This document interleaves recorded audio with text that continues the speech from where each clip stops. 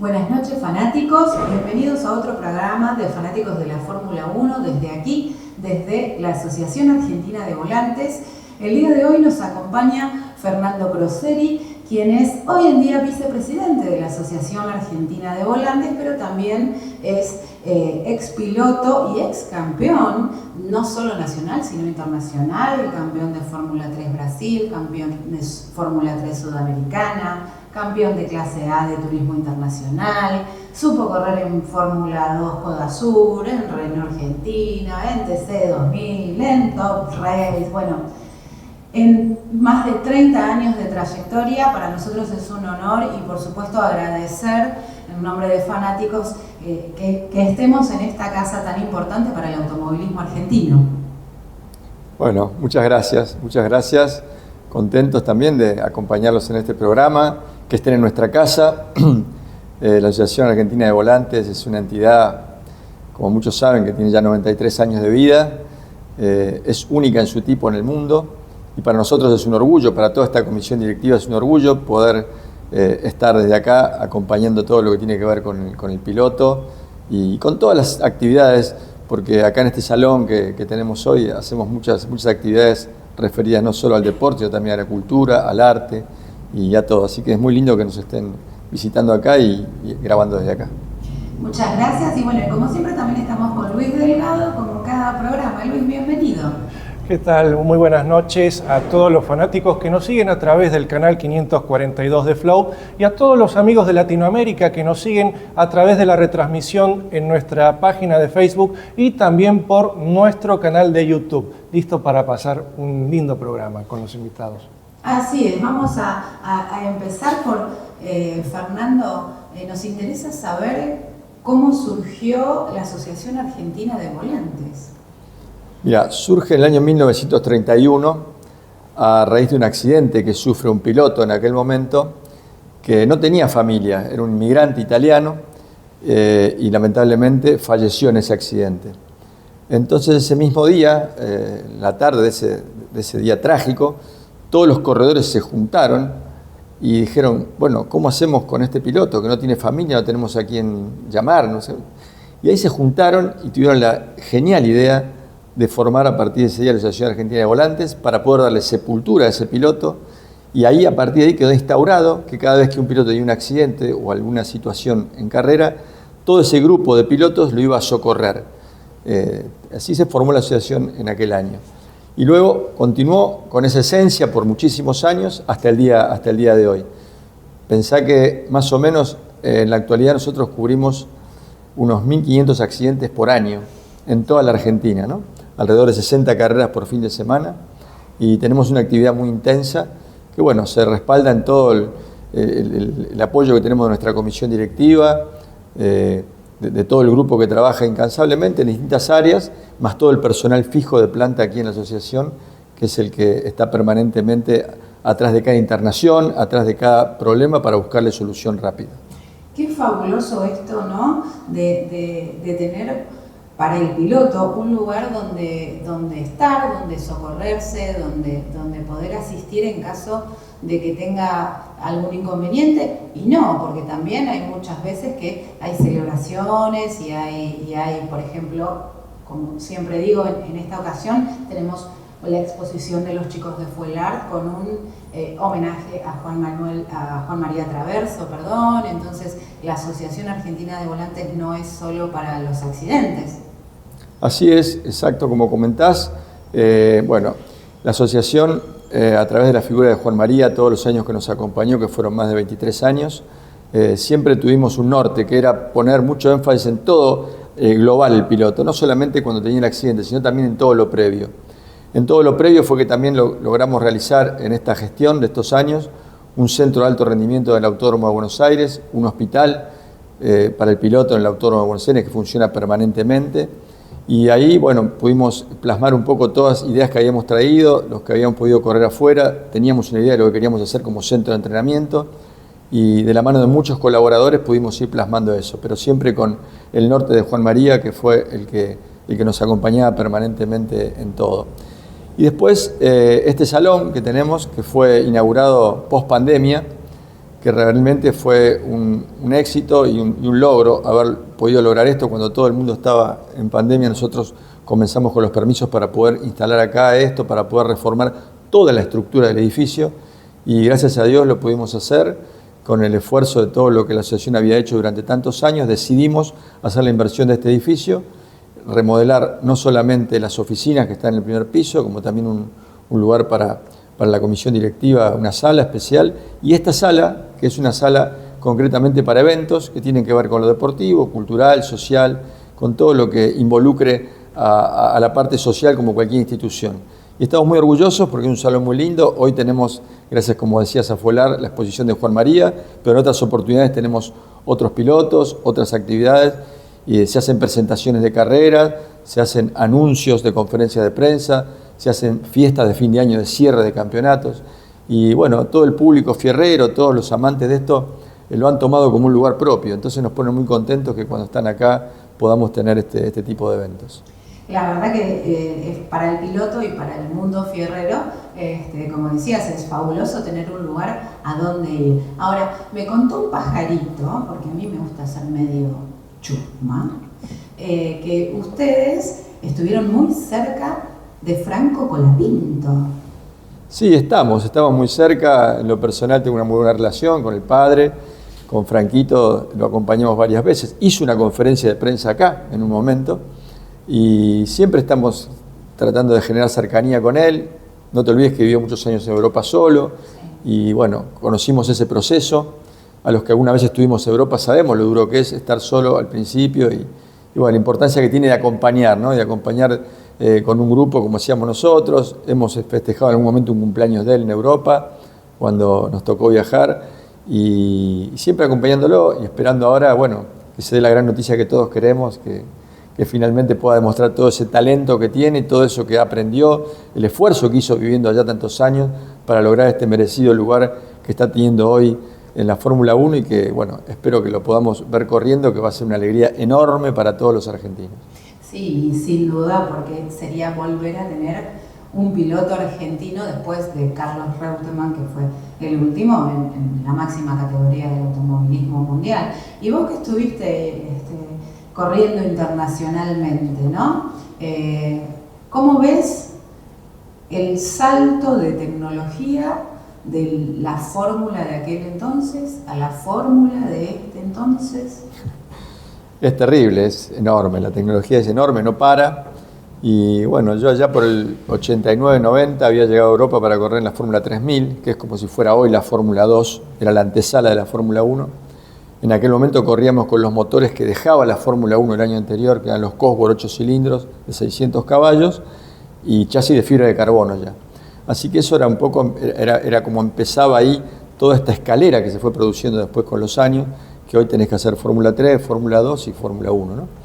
Y el cambio tecnológico es enorme de todo punto de vista, ¿no? Hoy la posibilidad de tener la telemetría como tienen para poder tener todos los datos en tiempo real del auto. Tienen más de 30 botones el piloto en el volante para ir cambiando, no solamente hablar con el piloto, que es lo que vemos normalmente en televisión, sino cambiar el diferencial, acomodar los frenos, en fin, todo lo que vos te puedas soñar lo tienen en ese volante hoy, y ese avance no para porque obviamente la tecnología y todo esto es constante, día a día evoluciona.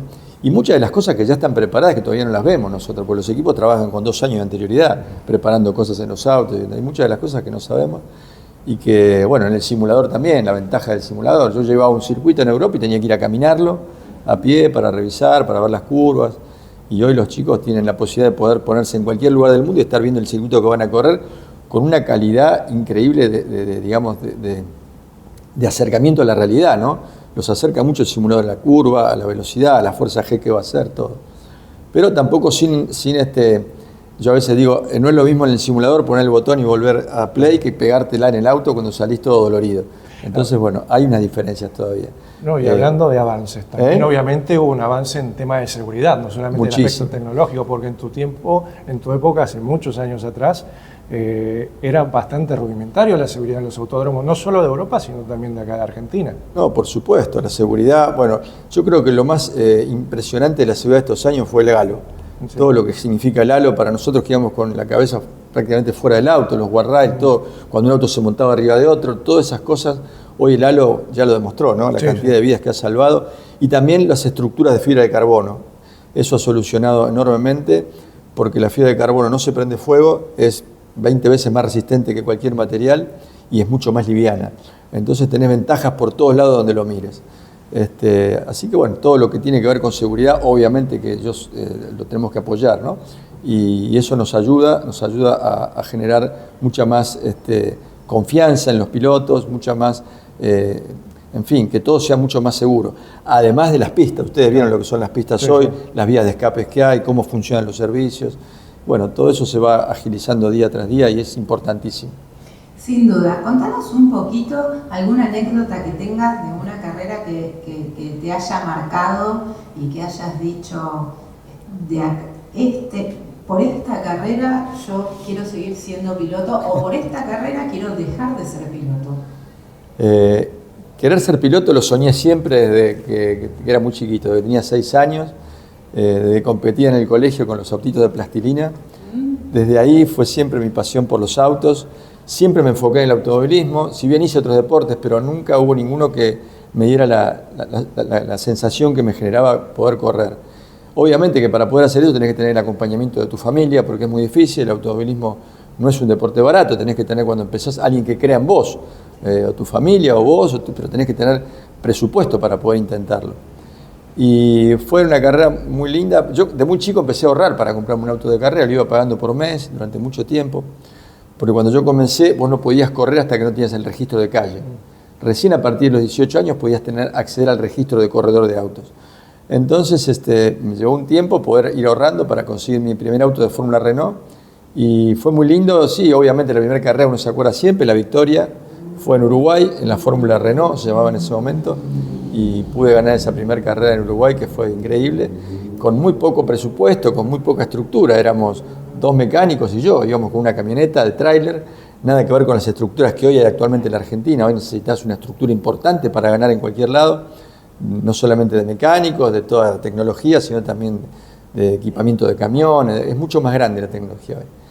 Y eso fue lo que me incentivó a correr siempre. Y siempre quería correr en Fórmula. Mi sueño era correr en Fórmula porque lo tenía ahí a Lolle Reutemann, lo tenía Ángel Guerra, que también fue otro piloto que se destacó en el automovilismo internacional. Entonces ellos eran como un poco mi brújula, ¿no?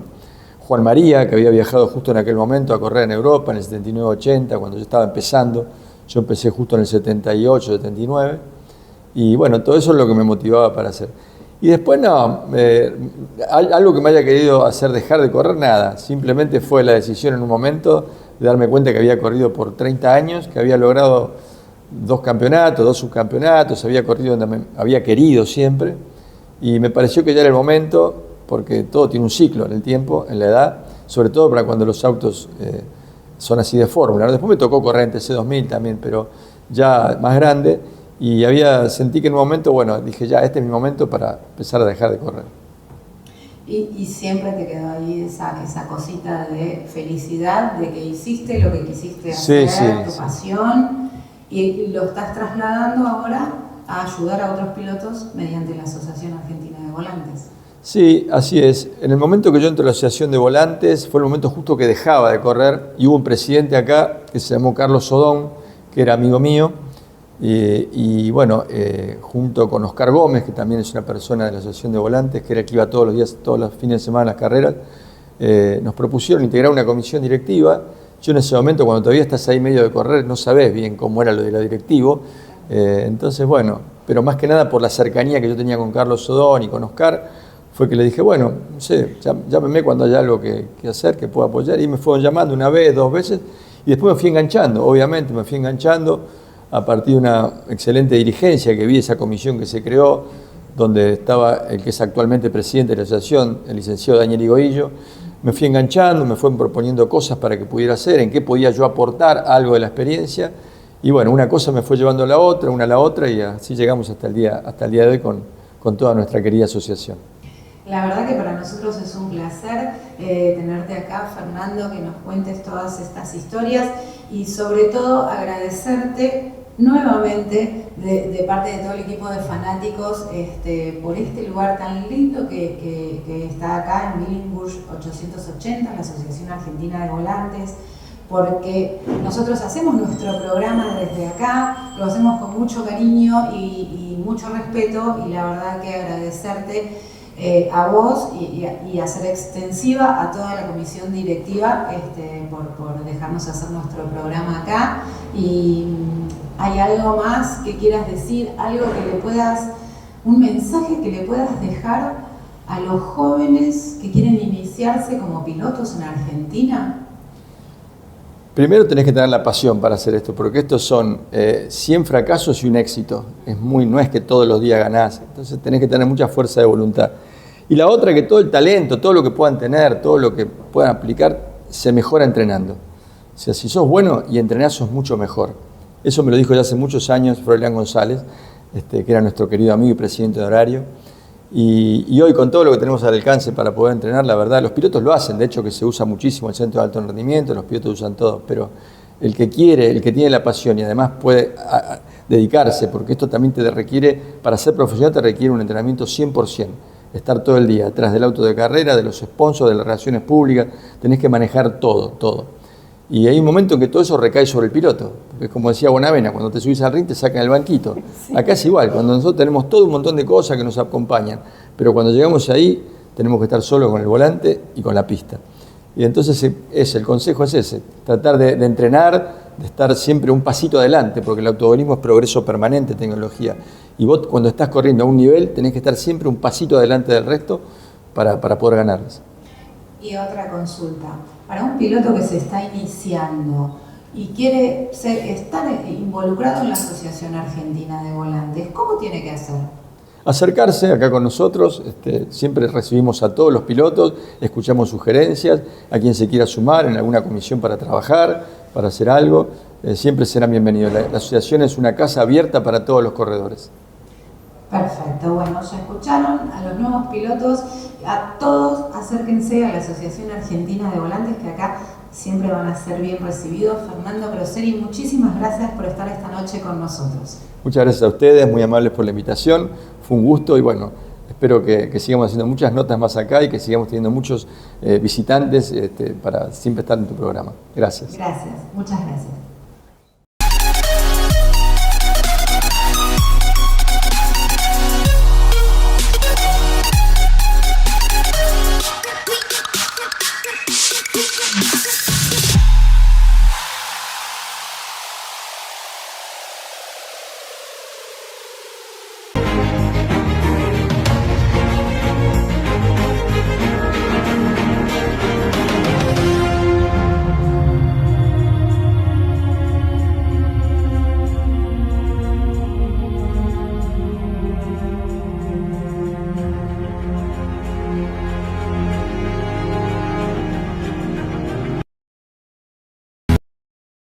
Gracias a todos por estar ahí, gracias a todos por acompañarnos y por supuesto volvemos a agradecer a la Asociación Argentina de Volantes y a Fernando Croseri que acaba de estar con nosotros. Vamos a hablar de lo que pasó el fin de semana en Jeddah. Lo tuvimos ganador a Piastri, un ganador que más que Piastri pareció Max Verstappen por el estilo de conducción, por el estilo de no me importa nada, voy para adelante y el título va a ser mío este año. Así es, como lo escribíamos en fanáticos.com, recuerden amigos, pueden ingresar a esa página y seguir todas nuestras notas y las crónicas de los grandes premios, clasificaciones todo el fin de semana. Como lo escribían fanáticos, Piastri dio vuelta al Mundial, porque no solamente superó en la pista a su compañero Lando Norris, que después vamos a hablar, sino que además quedó como líder del Campeonato Mundial de Fórmula 1. 10 unidades solamente lo separan de su compañero de McLaren, y no solamente es alcanzar el liderazgo de la Fórmula 1, del Campeonato Mundial, sino que también ya podríamos decir que se está quedando con el liderazgo interno de McLaren, porque como decíamos la semana pasada, el Gran Premio de Arabia Saudita podría ser un antes y un después, no solo para el Campeonato Mundial, sino para la interna papaya, y Piastri está decidido a ser campeón y ser el número 1 del equipo que comanda Zak Brown y Andrea Stella. Yo, la verdad, tengo que reconocer, la única vez que lo vi sonreír a Oscar fue en la entrevista post Gran Premio en el podio. Estaba súper feliz, obviamente por quedar primero en el campeonato, pero sobre todo por quedar delante de su compañero de equipo, un Lando Norris que no lo hizo mal, porque recordemos que tuvo un accidente en clasificación bastante duro, bastante fuerte, pero además de eso, un Lando Norris que ya viene castigado psicológicamente por esta lucha y pelea interna que se está dando en McLaren, y que por supuesto McLaren ya eligió y ya dejó visto quién va a ser su piloto para ganar el campeonato. Claro, porque anoche se vieron los contrastes de uno y del otro. O sea, tanto el año pasado como en estas primeras carreras del año se le exigía a Lando Norris no mostrar debilidad, no solamente en pista, sino también a través de sus declaraciones. Él, a lo largo de este año y el año pasado, venía diciendo que por ahí no estaba a la altura, o que le faltaba tal cosa, o que no se estaba adaptando al auto. Eso es signo de debilidad, cosa que no mostró Piastri. Le reclamaban que sea más agresivo a la hora de correr. Cuando intentó ser agresivo en la clasificación del sábado, cometió un error en la curva 4 y se terminó estrellando contra el muro. Piastri, desde que arrancó el campeonato, siempre fue agresivo, más allá de lo que pasó en Australia, que se despistó, pero siempre tratando de no cometer errores y mostrando sus fortalezas. Ha ido en crecimiento. Entonces, en definitiva, ya con las cosas, con ambos en la balanza, ya todo se está inclinando a favor de Oscar Piastri, que está demostrando una explosión que, como decíamos la semana pasada, por ahí McLaren no lo esperaba ahora este año, por ahí lo esperaba el año que viene o en el 2027. Sin embargo, explotó ahora, y esto termina conmoviendo el campeonato de pilotos, porque además también el domingo, mejor dicho, vimos una faceta que no era desconocida en Piastri, que era la agresividad en la largada. Porque la maniobra que le hizo a Max Verstappen era una maniobra made in Max Verstappen. ¿Cuántas veces se lo vimos hacer esa maniobra a Max?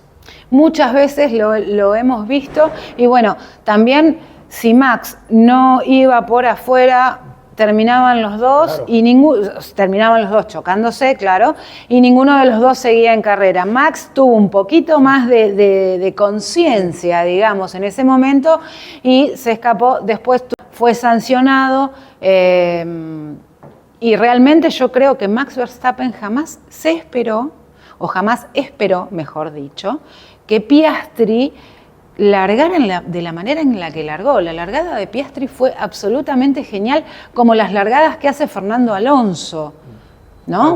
Una largada que realmente digna de un campeón. Encima en la parte sucia, en un circuito bastante complicado como es Jeddah, porque encima tampoco hay tanta distancia entre la línea de largada y la primera curva, que encima es complicadísimo, porque esa primera curva es casi una semi-chicana. Le metió el auto, le gana el vértice, y Max Verstappen pasó a ser Hamilton, pasó a ser Leclerc, pasó a ser Norris, pasó a ser sus víctimas cuando él tiraba esa maniobra. Por eso creo que no hubo tantos reclamos más allá del enojo al final de la carrera, pero era más con la FIA por la sanción. Realmente fue bien sancionado, aunque le hubiera correspondido 10 segundos. Es lo que siempre decimos de FIA, y no queremos pegarle a la FIA, pero desde que hacemos el programa, ustedes ya lo saben, siempre terminamos pegándole a la FIA, porque termina sancionando más o menos dependiendo el comisario deportivo que esté en ese momento. Claro. Y bueno, le hubiesen correspondido 10 segundos, le dieron solo 5 segundos, fue sancionado, está bien, pero... Aclarémosle a nuestros amigos que nos hacemos referencia a los documentos que emite la FIA, claro, donde se da a conocer la sanción. ¿Qué decían los comisarios? Que era una maniobra que ameritaba 10 segundos de sanción como estipula el reglamento, pero como se trataba de la primera vuelta, solo le aplicaron la mitad de la sanción, o sea 5 segundos. Aplicaron una regla no escrita que nos enteramos todos el domingo. Seguimos diciendo, las reglas están para cumplirse, sea quien sea, llámese Max Verstappen, o llámese Jack Doohan, o llámese Liam Lawson, Lawson, que tuvo otro fin de semana para el olvido con el comisariato, prácticamente lo están pateando en el suelo. Sí, prácticamente Liam, a mí me apena muchísimo, no tuvo un fin de semana de suerte, pero bueno, está ahí, va a seguir luchando, tiene contrato y está todo bien. Me preocupa más, o me interesa más, ya con mi corazoncito puesto totalmente en Argentina, el desempeño de Duham, que realmente no lo estamos viendo. Parece como que no hubiese corrido en todo el fin de semana, y los que terminaron no corriendo fueron los que se tocaron, Tsunoda y Gasly. Claro, a ver, el tema es el siguiente. Yo acá voy a sacarme la camiseta de Argentina y tratar de analizarlo con la mayor objetividad. Creo que lo que más complotó el domingo contra Duhan fue la estrategia de Alpine, porque realmente no se entiende por qué lo hicieron entrar, porque él entró cuando fue el safety car en la primera vuelta, para cambiarle los neumáticos medios por duros. O sea, ya hacer la única parada y que aguantara el resto de las 49, 48 vueltas que restaran solo con duros. Y es lógico que en el último tercio de carrera los que venían detrás de él ya lo empezaban a rebasar, y lo único que le quedaba era tratar de no terminar último, que de hecho no terminó último en pista, terminó Gabriel Bortoleto, que también tuvo un fin de semana complicadísimo. De hecho no pudo salir al segundo entrenamiento porque cuando estaban por largarlo a pista los mecánicos descubrieron una fuga en el tanque de combustible y tuvieron que abortar la salida y no pudo participar. Recién pudo participar en el tercer entrenamiento, con lo cual tuvo que comprimir todo un trabajo para clasificación y carrera en un solo entrenamiento, porque en la PL1, en la práctica, en el primer entrenamiento, lo único que se hace es prueba de neumáticos para tandas largas y tandas cortas, y a ver cuál puede ser el neumático mágico que te haga la carrera. Ya sabemos que de las 3 prácticas la que importa es la práctica 2, que es donde uno hace tandas de carrera y largadas y demás, pero igual Bertoletto no lo viene haciendo nada mal. Para ser un rookie está bien, está mucho mejor que, por ejemplo, un Tsunoda, ¿no? Que no lo hizo mal, que viene ahí, pero no es Checo Pérez, ¿no? No, de hecho este fin de semana fue cuando más cerca estuvo de Max Verstappen. Tuvo por ahí una muy mala Q3, no pudo estar un poco más adelante. Bueno, pasó lo que pasó en la carrera, fue un poco más de responsabilidad de Yuki que de Gasly, porque intentó ganar un exterior por donde no se podía, e inevitablemente los neumáticos se terminaron tocando y que ocurrió el accidente.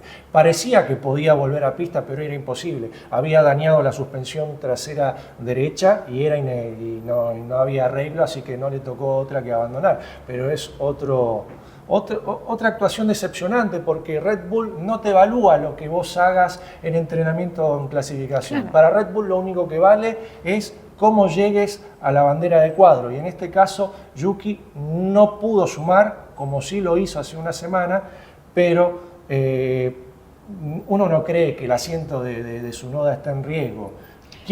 Uno quiere creer. Uno quiere creer que no está en riesgo de momento. Tal vez llegue a terminar la temporada este año y veremos el año que viene, que bueno, ya sabemos que el año que viene cambia todo y demás. Solamente quiero decirles una cosa: a todos los que vayan a comprar un pasaje para ir a ver un gran premio, les aconsejaría, desde mi lugarcito humilde, que vayan al Gran Premio de Imola. Yo sé por qué se los digo. ¿Vos crees que haya sorpresas? Yo digo que en Imola va a ser una gran carrera, y el que pueda ir, que vaya y se acuerde de nosotros. No, y aparte que disfruten, porque Imola es un precioso circuito, una vieja escuela, Total. Arboleda por todos lados, más el complemento de las casas linderas que hacen una bella postal ahí. Y aparte pueden hacer el tour a Bolonia, total es cerca, Bolonia de Imola son apenas 15 minutos por la autopista que conecta las dos ciudades. Definitivamente, y bueno, y ya para Imola, además, el campeonato va a estar muchísimo más prendido fuego de lo que está ahora, a 2 semanas de un gran premio nuevamente. Exactamente, en Miami, otro circuito un poco antipático para nosotros. Sí. Pero bueno, es lo que decide la gerencia de la Fórmula 1. Vamos a ver cómo se desenvuelven, porque no nos olvidemos que el año pasado en Miami fue el despegue definitivo de McLaren, que ya venía de la temporada anterior a partir del Gran Premio de Gran Bretaña del 2023, pero fue realmente Miami el despegue y el comienzo de la debacle de los Red Bull, donde Max Verstappen tuvo que sacar todas sus armas, todo su talento, toda su habilidad conductiva para tratar de retener una corona con un coche que en ese momento se empezaba a caer a pedazos. Tal cual. Y hablemos puntualmente de esto, de Max Verstappen, que una vez más fue más, valga la redundancia, que el coche. Hizo un trabajo excepcional, por más que a mí me pese decirlo, realmente demostró que es un gran campeón, que tiene un talento inigualable, siendo muchísimo más que el coche, que este año no tiene las prestaciones que uno viene acostumbrado a ver en un Red Bull. Alguna vez un maestro del periodismo, de los que me forjaron, más jovencito, me decía, eso se llama hambre de gloria. Y Max Verstappen es un animal, en el buen sentido de la palabra, sí, por supuesto, que tiene hambre de gloria. En este momento es un león herido, pero él no va a tirar la toalla. Aunque el Red Bull ande a 2 km por hora, con las 4 gomas pinchadas, sin alerones, o por ahí, con un motor de una podadora de césped, él va a intentar buscar la victoria a toda costa, como intentó hacerlo en Arabia Saudita. Después discutimos si fue acertado o no eso de no ceder la posición, ya que estabas esperanzado el box o el propio piloto de sacarle los 5 segundos de ventaja para poder hacer el pit stop a Piastri, que tenía un medio mecánico mucho mejor que el RB21. Pero esto no debe tapar lo gran piloto que es. Que esto es algo que lo discutíamos con el Tano Facini el otro día. Sí, totalmente. Totalmente. O sea, menos dependencia de la tecnología y más habilidad, más muñeca, como decían los viejos cronistas del automovilismo. Definitivamente, se pudo ver este fin de semana una vez más, como lo supimos ver y descubrir, en Brasil 2019, fue bajo la lluvia que hizo un carrerón. Sí. A Max Verstappen realmente siendo mucho más el piloto que el coche, que es lo que realmente nos gusta ver a todos, ¿no? Un piloto que tiene muñeca, que maneja. Aquí en Argentina, por ejemplo, les voy a contar, a mí me gusta Ford. Y en Argentina hay una rivalidad, siempre una rivalidad entre comillas, entre Ford y Chevrolet. La última vez que yo fui a ver una carrera de TC, de turismo carretera, ganó el piloto de Chevrolet. Y yo salí maravillada. En ese momento corría el Flaco Traverso. Yo salí maravillada por la muñeca de este piloto del otro equipo, que era Guillermo Ortelli, nada más y nada menos. Es una anécdota, pero cuando a uno le gustan las carreras, no importa la categoría que sea, y ves a un piloto que es más que el coche que tiene, que usa su talento todo para poder lograr sus objetivos, es fabuloso y es realmente digno de ver y te deja con ganas de seguir viendo y decir, bueno, no, la Fórmula 1 no es monótona como la gran mayoría de la gente dice, lamentablemente. Sí, esa es una esencia que nosotros venimos remarcando desde hace mucho tiempo. Sí. Es cierto que la serie de Netflix, Drive to Survivor, que ha distorsionado un poco el mensaje de lo que es el automovilismo deportivo y la Fórmula 1 en particular, en donde todos los pilotos son superhéroes, pero por arriba de ellos que es verdad, hay un grupo de gente que son los ingenieros, que son las estructuras y son los equipos, pero para que ese auto pueda bañarse en gloria, necesita de lo más importante, que es el piloto. Que es el piloto, el totalmente. Piloto es el componente más importante. Yo creo que si Fangio viviera hoy en día, dirían, chicos, nunca se olviden de que esa máquina, que también tiene sentimientos, necesita del piloto. Totalmente, y de los mecánicos. Recordemos que Fangio era una persona que se quedaba con los mecánicos, que estaba ahí, No solo Fangio, Carlos también, Reutemann también en su momento, que también era gran defensor del trabajo de los mecánicos, e incluso los mecánicos lo admiraban mucho por esa sensibilidad que tenía con principalmente con los motores, pero con lo que eran las suspensiones del auto. Sí. Él lograba adivinar y quedaban maravillados ese nivel de análisis que tenía sobre el medio mecánico. No nos olvidemos que en principio la Fórmula 1 en sus orígenes y hasta bien entrada la década del 70, gran parte de los pilotos habían sido mecánicos. Mecánicos profesionales o aficionados. Fangio fue mecánico profesional. Totalmente. Que estableció su taller mecánico junto con sus hermanos en Balcarce. Carlos en algún momento tuvo como afición la mecánica. Mario Andretti también era mecánico aficionado. O sea, el componente de conocimiento de la mecánica fue muy importante para un piloto de automovilismo. Después eso fue evolucionando, obviamente. Perdón, ¿no? Pero al último que vimos así, comprometiéndose con el coche fue a Kimi Räikkönen, por ejemplo, él mismo haciendo su butaca, y también a Sebastián Vettel involucrándose con los mecánicos y con todo. O sea, por supuesto también Verstappen y Hamilton se involucran con los ingenieros y los mecánicos, pero desde otro lado, ¿no? Claro, sí.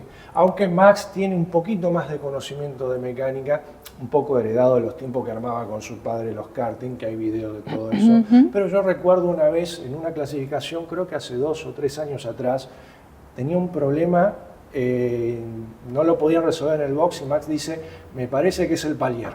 Y efectivamente cuando llegaron al box se fijaron y era el palier. Eso solamente lo lográs con la sensibilidad y el oído.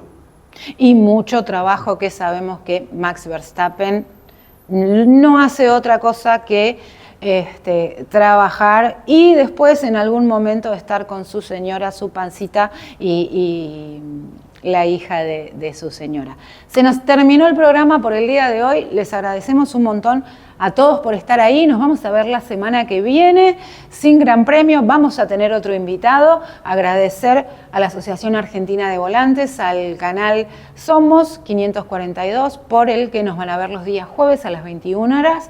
Agradecer, por supuesto, a los chicos de Fuelar, que estuvimos este fin de semana en las 24 horas de Buenos Aires. Ahora nos vamos a ir con unas imágenes de eso.